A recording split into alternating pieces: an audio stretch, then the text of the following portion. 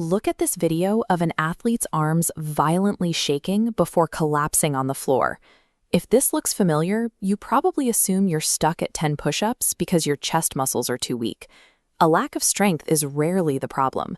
Your numbers stay low because your mechanical and programming systems are broken. You are likely leaking force and exhausting your nervous system before your muscles ever reach true fatigue. We are going to fix that today. Here is a clear, 5-step, scalable progression system designed to move you past your plateau and towards strict sets of 50. Before we start, if you experience sharp joint pain while pressing, stop and consult a medical professional. This routine focuses on building muscle safely, not pushing through an injury. Adopting this specific structure organizes your effort and builds the push-up into a reliable generator of full-body power. Step 1 is building your foundation of force. To press efficiently, your body must lock together and move as one solid, stable plank. In this animated diagram, you can see how letting the hips sag toward the floor breaks your force transfer and strains your lower back. Craning the neck upward to look forward pulls your spine completely out of alignment.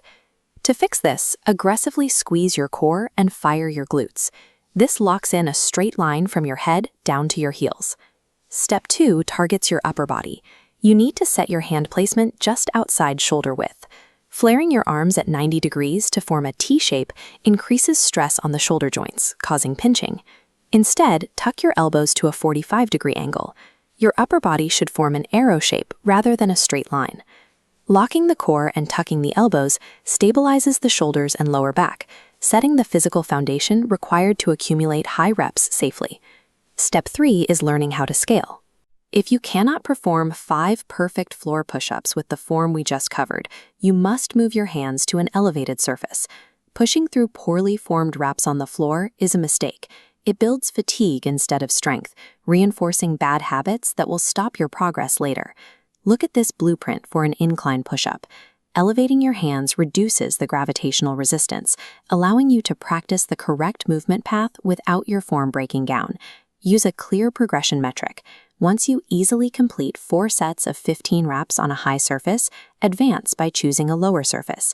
Scaling ensures you are training your central nervous system to memorize the correct movement path without hitting a strength ceiling too early. Step 4 shifts our focus to programming and the use of submaximal volume. Testing your maximum reps to failure every single day is a common error. Going to absolute failure exhausts your nervous system. When the battery cracks, your form degrades for every subsequent set. With the submaximal approach, perform push-ups while fresh and deliberately stop 1 to 2 reps before your form breaks. Step 5 involves forcing muscle adaptation by controlling the speed of the movement. In this animation, notice the use of slow negatives. Take 2 to 3 full seconds to lower your body, then pause at the very bottom to eliminate momentum and bouncing. Applying these specific programming tweaks to your routine helps you safely transition toward methodically engineering true, full-body muscular endurance. Reviewing this split-screen comparison shows the difference between a broken movement pattern and the efficient system outlined in our 5-step checklist. Here is your homework.